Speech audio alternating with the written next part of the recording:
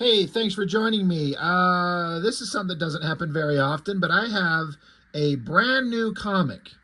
Yeah, most of the stuff, not all of it, but most of the stuff I look at on my channel is old stuff from back in the day, from when I was collecting as a kid and into young adulthood and blah, blah, blah, until I never 100% stopped collecting comics, like completely and totally, but I did reach a point where I was scaled down to almost nothing, and then the occasional random thing. I would always buy something, but I used to go hit the comic shop every Wednesday and just get piles of books, like most of us did for a long time.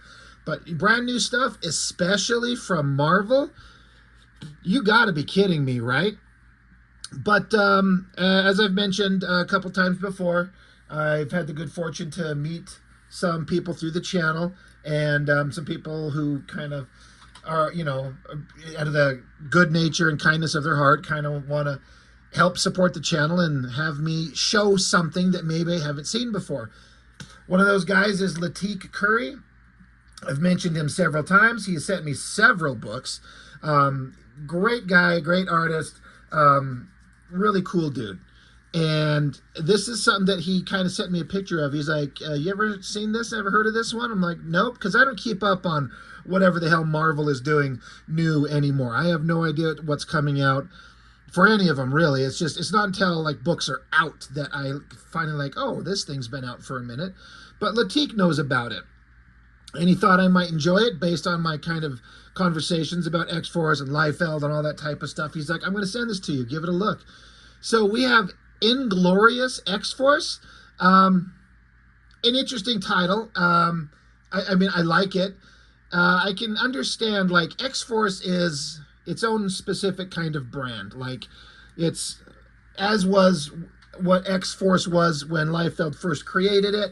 It's the X title to show characters doing more things that are more dark and sinister and not in line with anything that Professor Xavier would ever really sign off on.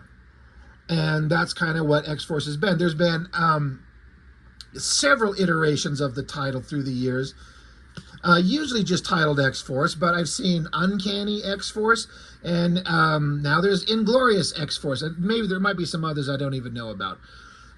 So I was like, sure, yeah, I'll give it a look.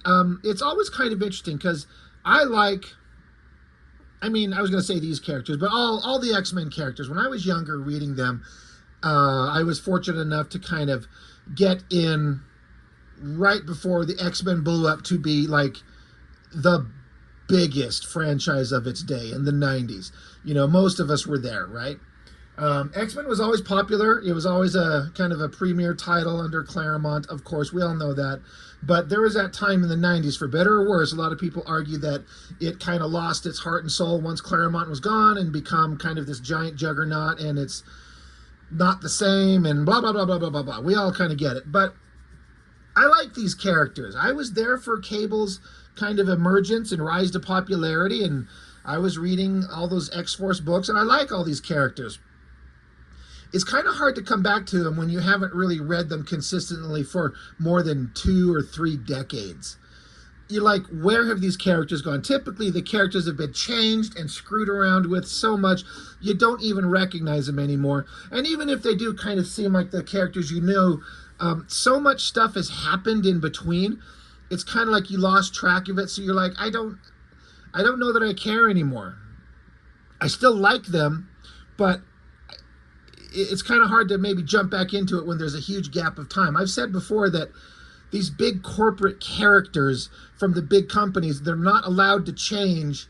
Sometimes there's kind of a limited kind of time frame that you, at least I think, my opinion, there's a limited kind of window of time to enjoy them, because eventually they go through all these trials and tribulations, and you follow a writer on a story, and then it gets a big storyline ends and the writer moves on and another guy comes along and everything does almost a basic factory reset, and you start over because you can't really have these characters age or change, whatever. So it's kind of hard to get into it, but I was curious to give it a shot. So I know all these characters except Flaming Ghost Rider, Wolverine, Sabretooth fucker here. I had no idea who this guy is. I had to go look it up. And it's like, Hellverine? If you would have told me that separately, in and of itself, I would have said that's the stupidest fucking thing I've ever heard of. That is the dumbest thing I've ever heard of. And I'm like, is it Wolverine? Because they keep screwing with him, keep changing him, trying to do something unique or cool. Now that I've kind of read it, and I still don't know. I know nothing about how this character became who he is. I understand that it's that character, they call him Dakin. It's Wolverine's son that was introduced in the comics some years ago. Some grown guy. He was a monstrous bad guy, a real evil kind of piece of shit. And I thought Wolverine had to kill him. Maybe Wolverine killed him and he went to hell. And he comes back looking kind of like a Ghost Rider thing. I don't know. I haven't read the stories. I have not a clue. I'm just guessing based on the flaming claws and the skull. It's kind of a Ghost Rider type Spirit of Vengeance adjacent kind of thing. He's wearing that Jim Lee designed Sabretooth costume. But once I heard that it was that character, because I've read a little bit with that character, I read his some of his stories in the Dark Avengers, I think it's called, Brian Michael Bendis, when Norman Osborn took over the Avengers, and you had Bullseye and whatever this character, Wolverine's son, was, all these kind of alternate characters being the Avengers. It was actually a really good series. I really enjoyed it. We'll get to it for sure eventually. But he's the one I know the least about. I know Cable. I know Archangel. I was actually shocked and kind of laughed out loud because this is Boom Boom. One, who the fuck ever gives a shit about Boomer? Like, she's always been like one of those mainstays, and it seems like that's a character that, she's kind of a classic popular character, but has she ever been anything? And what I laughed at most is this outfit she's in. I recognized it immediately. Back when X-Force was just getting going, Liefeld had taken off, and they were doing the Executioner's song. That whole story when Professor X got shot. Towards the end of that whole thing, X-Force was kind of jailed up in the X-Mansion, and Boomer was redesigning new costumes for the whole team to get them out of the Liefeld-era costumes. And she designed costumes for all the team, and I thought they all fucking sucked, including hers. And this is that outfit. Now, I haven't pulled out the issue to flip it open and compare it design for design, but I'm almost certain that's exactly the same thing. The same color scheme, the name Boomer down the side. It kind of looked to me, almost looked like a ski outfit. And I gotta be honest, that's one of the most random and funny and admittedly kind of awesome things that whoever made that choice, out of all the costumes to put on Boom Boom, it's that one that I'm fairly certain Greg Capullo designed, because he was the artist drawing it. And you open up the first page of that book, and then boom, there is that picture of Boomer in that outfit. And she stayed in it for a while. And I always thought it was the stupidest outfit. It just looked terrible. But I'm kind of like, oh, the nostalgia kicks me right in the nuts. I love it. And Cable looks like Cable. That is Rob Liefeld era Cable.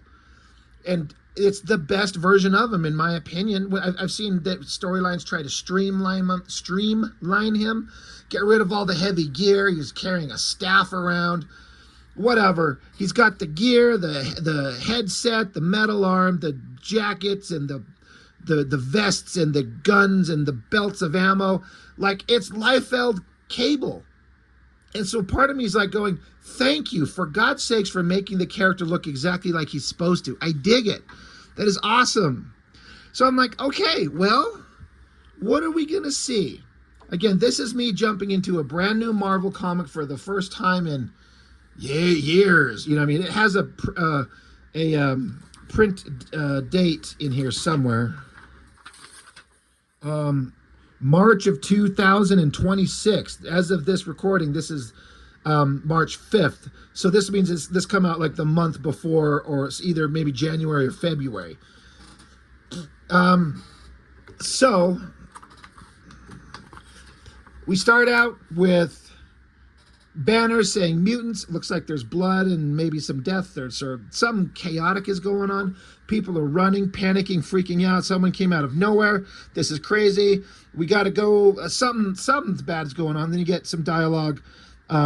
Says, thanks for the setup, Bell. With a time stream event this big, I need to know the lay of the land. So we flip it. Big splash page. There's Cable. He's got a distinctive look here that is very different from the Liefeld design, specifically the one on the cover. And so I'm assuming and guessing this is maybe a design element that's been introduced with him before.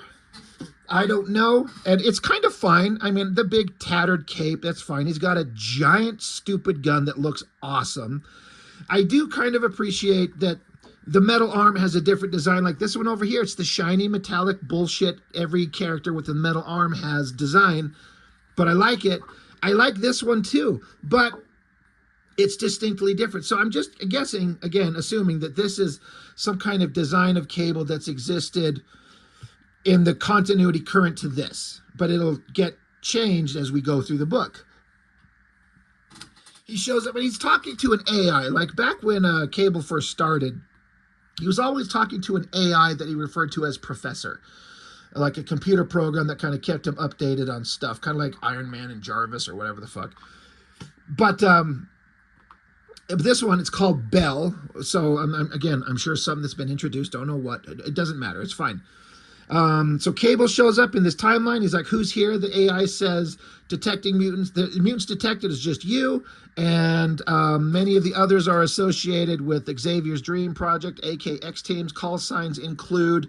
And then the AI starts zapping out, like erroring out. It's like temporal static obscures immediate identification. And then it looks like, according to this panel, it's almost like time jump distortion interruption. You know, the AI is like, Cable, mutants, conflict.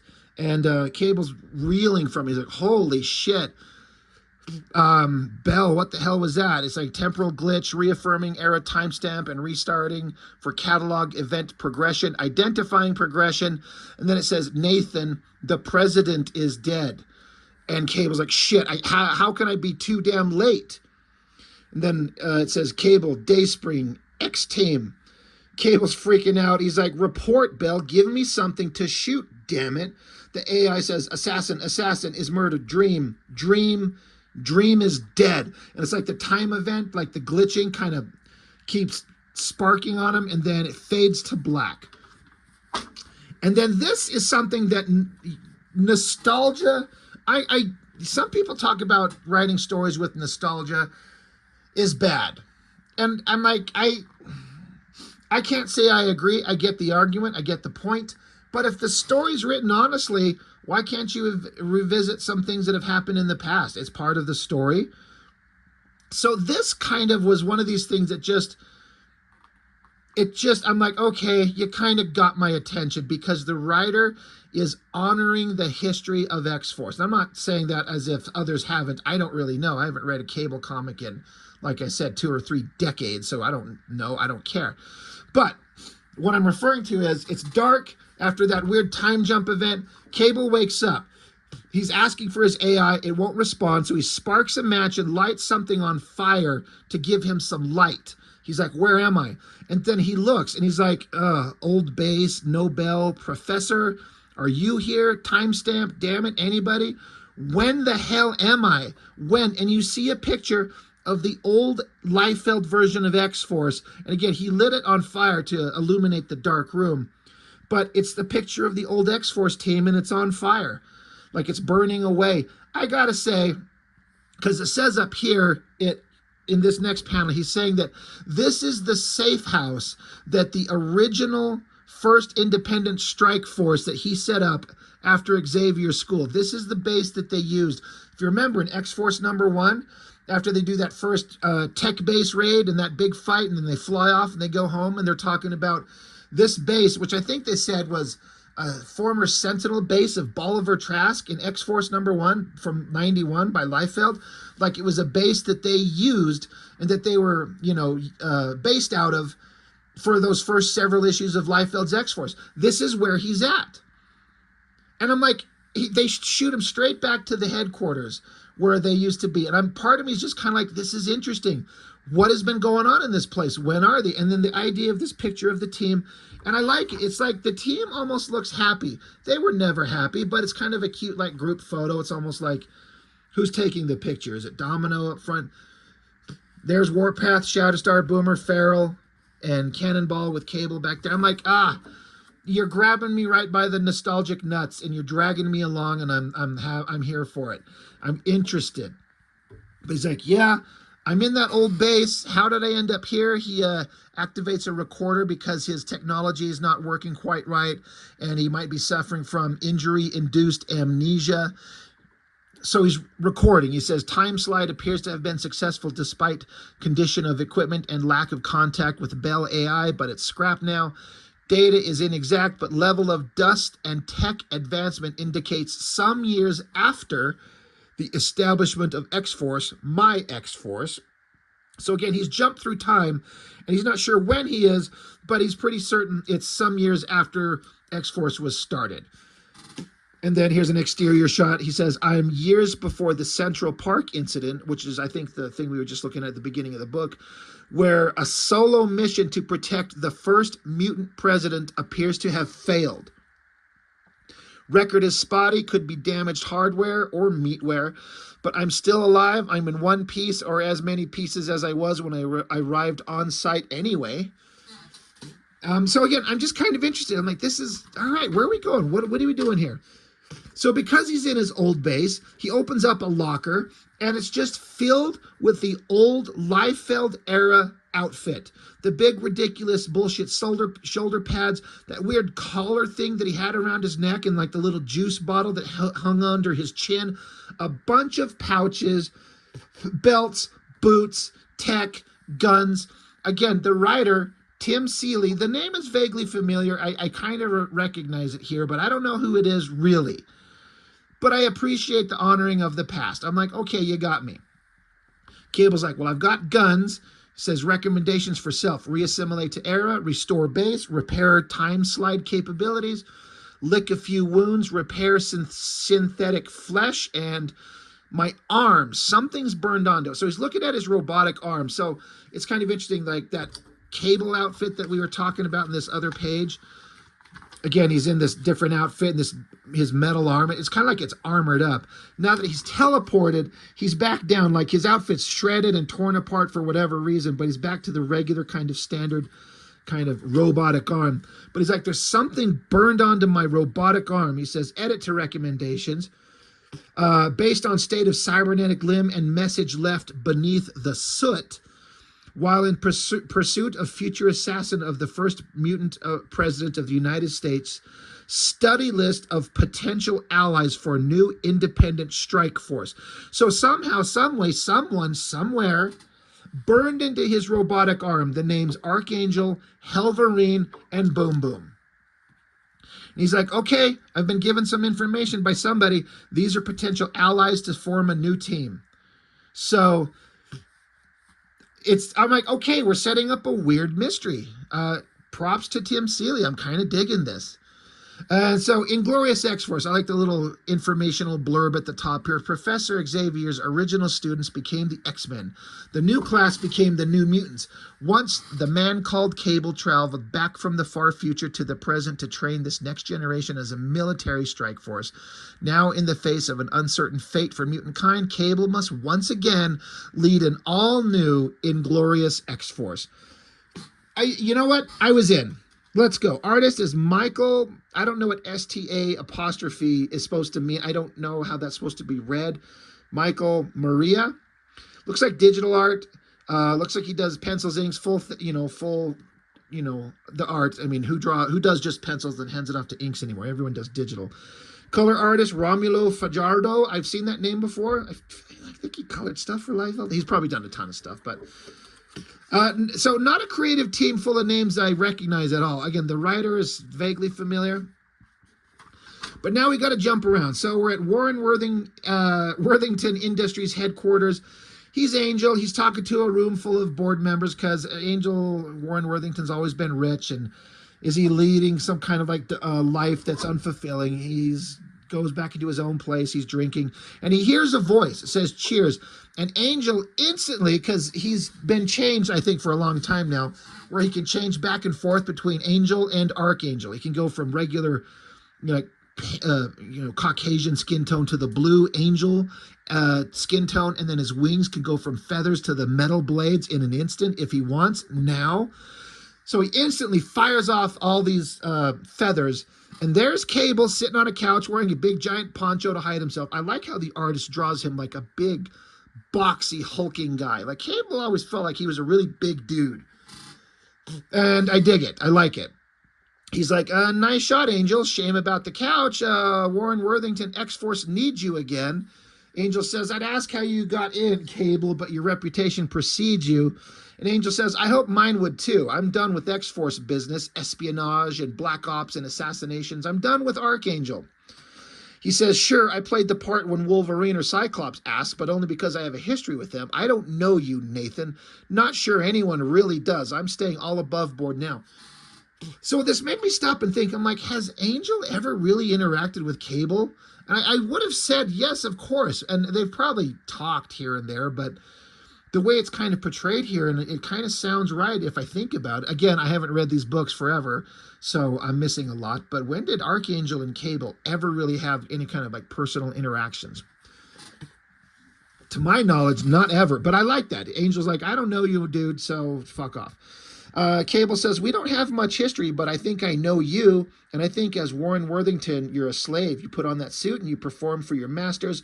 You flap your wings and pray that they like your dance. But that shift into the metal wings and blue skin, into the weapon, that came easy. It came fast. And I think, Warren, you're only free when you're Archangel. So Cable's trying to throw a pitch out to him like, you might want to come with me. I think we've got something that you'd be interested in. Now here we jump into Hellverine. Again, a character I don't know anything about. It's in Madripoor. Some bad guy's on a boat. There's a burning little boat coming towards them, and it's Hellverine himself. He says, you sell women and children like they're cuts of meat. Now you go under the knife. He jumps on there. They yell, Hellverine. I'm guessing he kills the shit out of them all. I'm just assuming. But as he does that, Cable's on the boat already, knocking out some of the guys. Cable says, you aren't like your old man. You've got a certain flair for this. And Hellverine says, yeah, didn't learn much from Logan. Again, this is where I learned in this book, reading this when I got it, because I've seen pictures of this guy here and there, and I'm like, fucking flaming-headed Wolverine, flaming head, flaming claws, fuck that stupid shit. But then I saw that it was this guy with the shaved head and the mohawk. I'm like, that's Dakin, or Akihiro, I think is his name. That's Wolverine's son, who is dead, and I feel like they kind of reconciled it. So he's clearly some kind of like anti-hero now. When he was introduced, from what I understand, he was a bad guy, like a bad guy. But when a character is introduced as a bad guy and he becomes popular, well, then he has to become good guy. Venom, Punisher, Deadpool, right? All these guys. And I get it. It's fine. So Hellverine just shifts back to his human form. He says, I didn't learn much from Logan, but I know enough to steer wide of you and your mutant savior from the future act, Mr. Summers, because whatever virtue you spit, you're as much a sinner as the rest of us. So Cable says, Dakin, you used to run these docks, this city, probably this gang. So you've let a little bit of hell ride shotgun to wage war on the evil you did in your own past. Good for you. But I've been fighting for half a century across 1,000,000 years, and sooner or later your demons always catch up to you, always. The past is set. I've got to change the future, Akihiro. I hope I'm saying his name right. I have to fight what is inevitably coming. I know because I've seen it, and I failed it. If anyone understands wanting to change the inevitable at all costs, it's you. And that makes him stop and think. He's like, all right, you got a good pitch.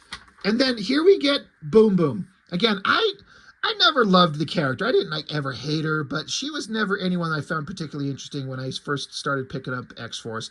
I knew of her in New Mutants, and she was just kind of that ditzy blonde girl that was always hanging around Cannonball and was always second fiddle and never seemed that interesting. And I'd seen her show up in various places, and she's kind of okay, like whatever. I don't hate her, I don't love her. But this writer makes me kind of like her.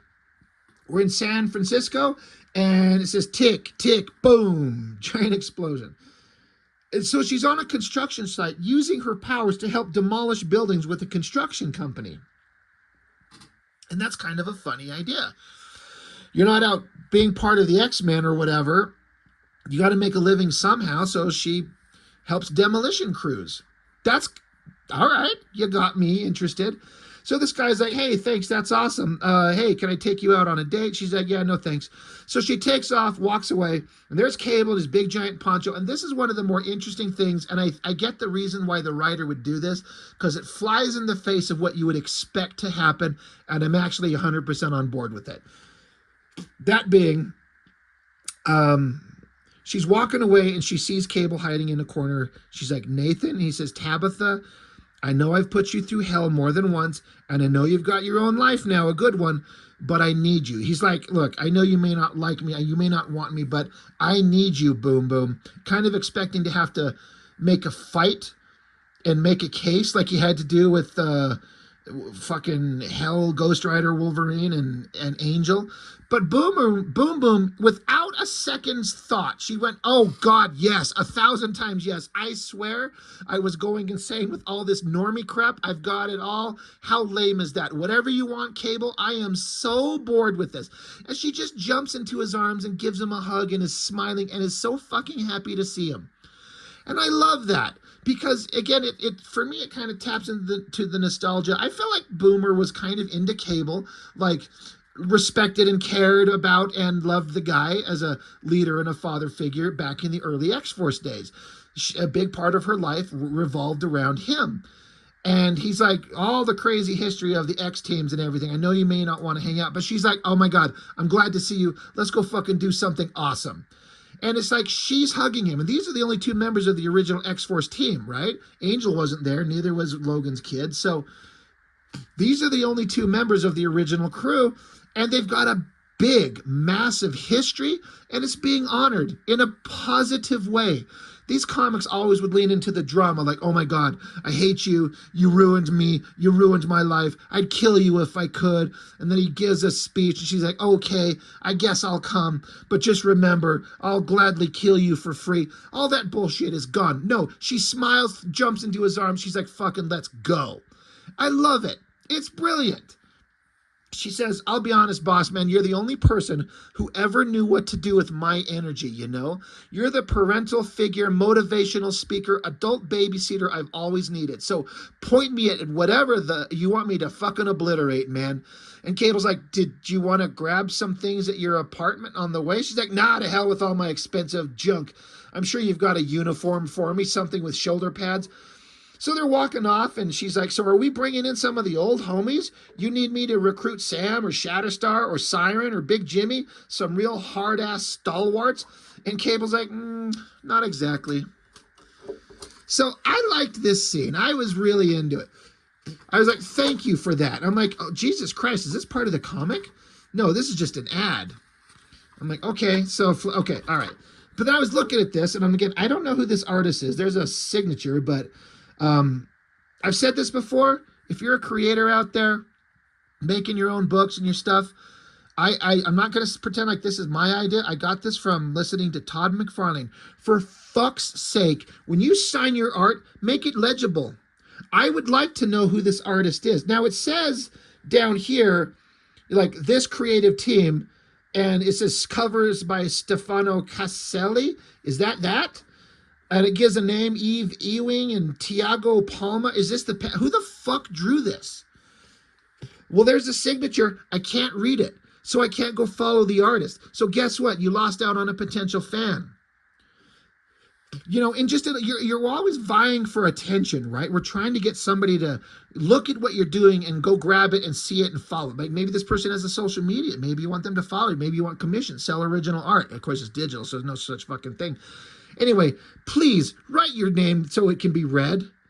I used to write some bullshit for a signature on my art, but then McFarlane was like, Bud, you got to make your signature legible, Bud. Come on. And I'm like, oh my God, he's 100% right. Anyway, giant team of characters. Let me make sure I get all of them in there.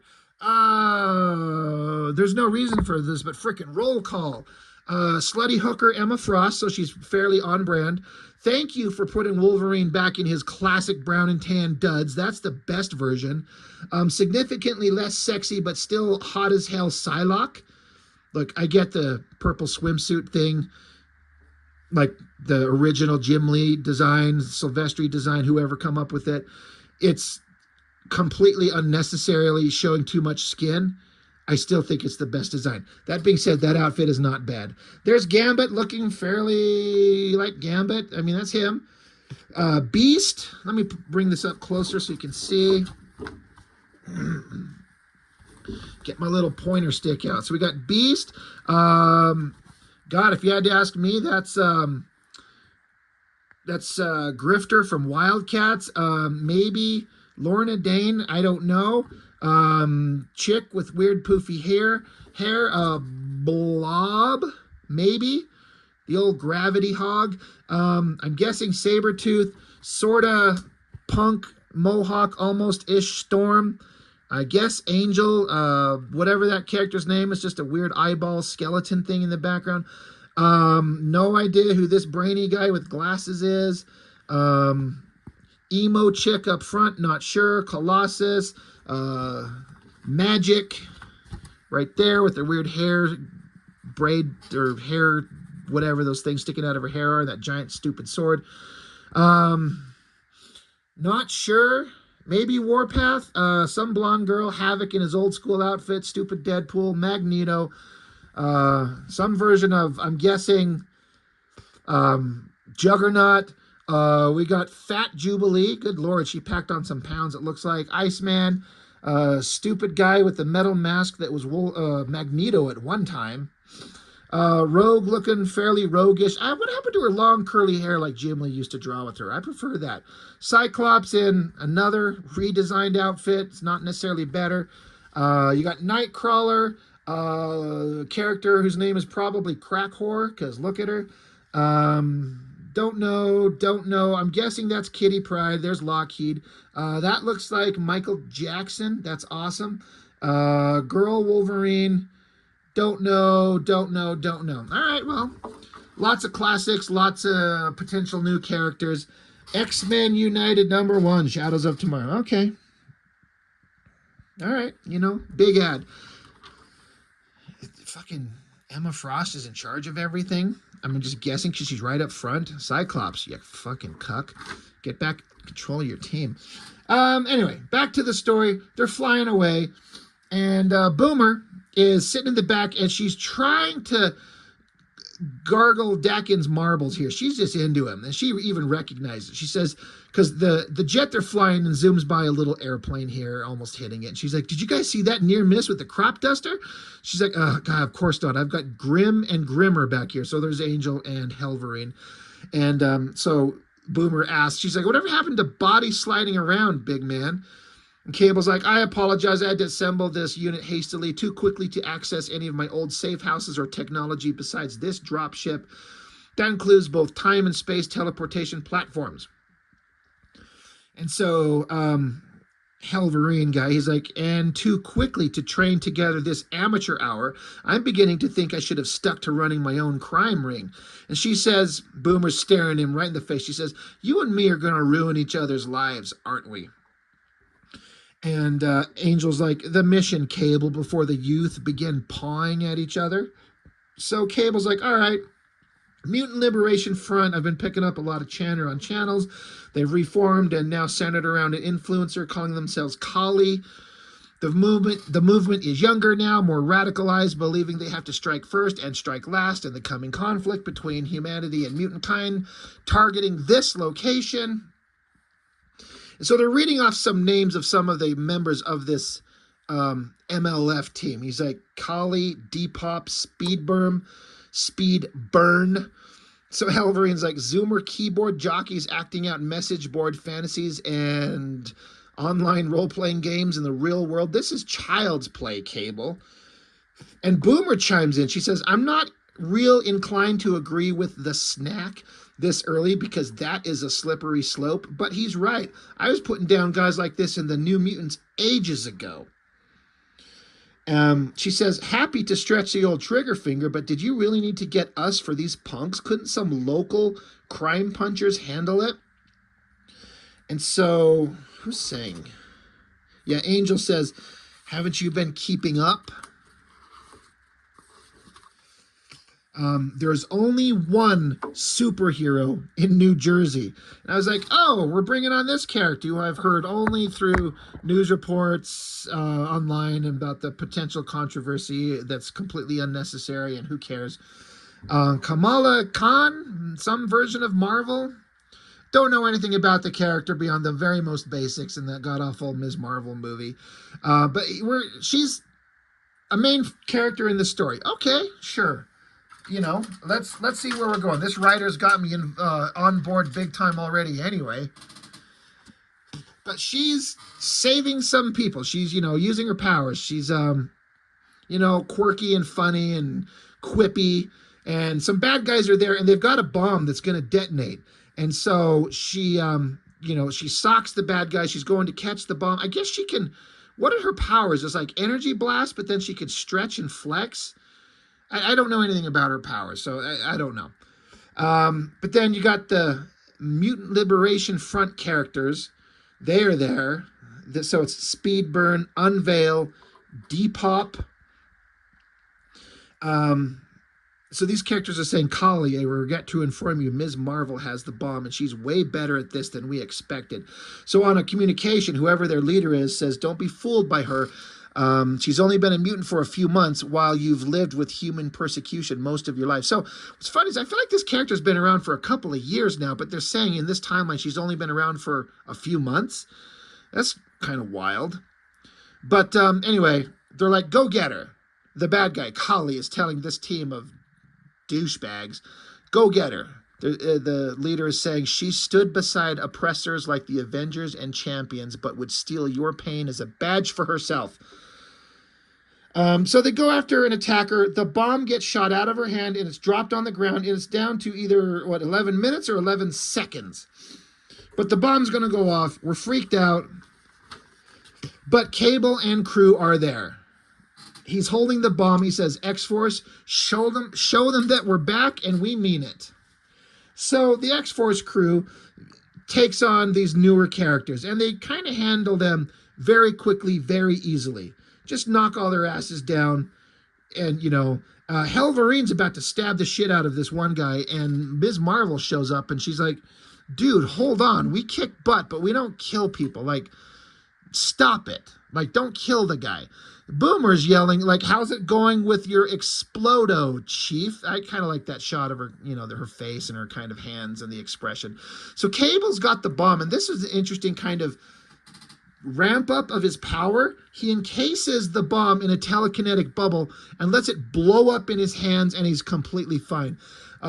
X-Force #1 version of Cable could have never done that shit, as far as I remember. So I appreciate the fact that they've kind of advanced his abilities and his focus with his powers. That's pretty cool. Anyway, they're like, all right, well, bombs down, bad guy character. What the hell is her stupid name? Unveil. She's like, should we stay and keep going? Should we fight?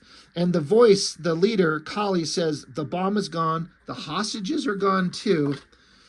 We won't win followers by losing. We've staked our claim. We've got enough footage for recruitment.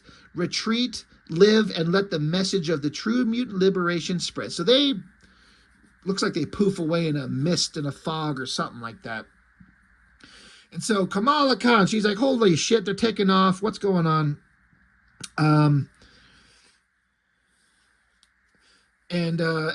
Angel's trying to figure out what the hell was going on. What was this mission actually all about?